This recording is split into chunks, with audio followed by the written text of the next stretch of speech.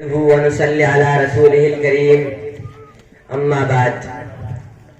ہر ماہ لٹ رہی ہے غریبوں کی آبرو، ہر ماہ لٹ رہی ہے غریبوں کی آبرو، چڑھنے لگا ہلال قضا دام چڑھ گئے۔ اے وقت مجھ کو غیرت انسان کی بھیک دے، اے وقت مجھ کو غیرت انسان کی بھیک دے، روٹی میں بک گئی ہے ردا دام چڑھ گئے۔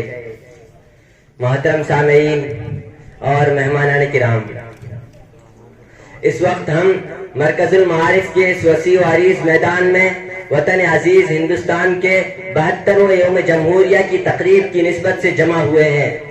سامعین، یہ موقع یوم آزادی کے بعد دوسرا قومی موقع ہے جب اہل وطن ملک کی دستوری قدروں اور اس کی آئینی بنیادوں کو مضبوط کرنے کے لیے مل بیٹھتے ہیں، انہیں یاد کرتے ہیں اور ایک جمہوری ملک کا شہری ہونے کے ناطے ان پر عائد ہونے والی ذمہ داریوں کا اعادہ کرتے ہیں۔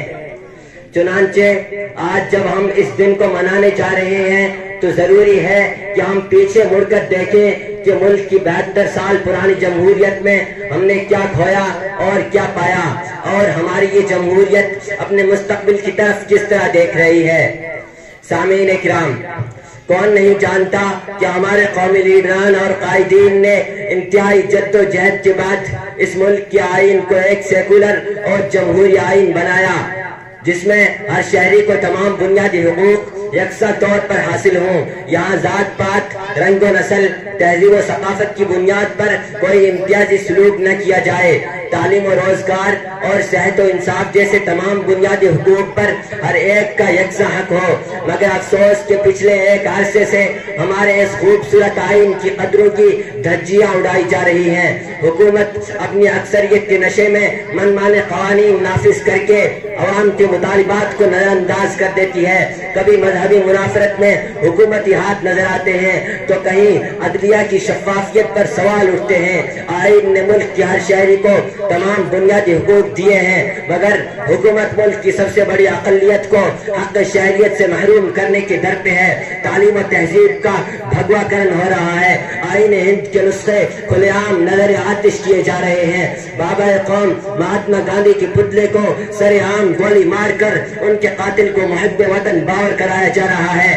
تمام تر شواہد اور ثبوتوں کے باوجود عدالت عظمیٰ مخصوص معاملات میں عوامی اکثریت کی رعایت کرتی نظر آتی ہے، اور یکساں سول کوڈ جیسا غیر آئینی قانون نافذ کرنے کی تگودو جاری ہے۔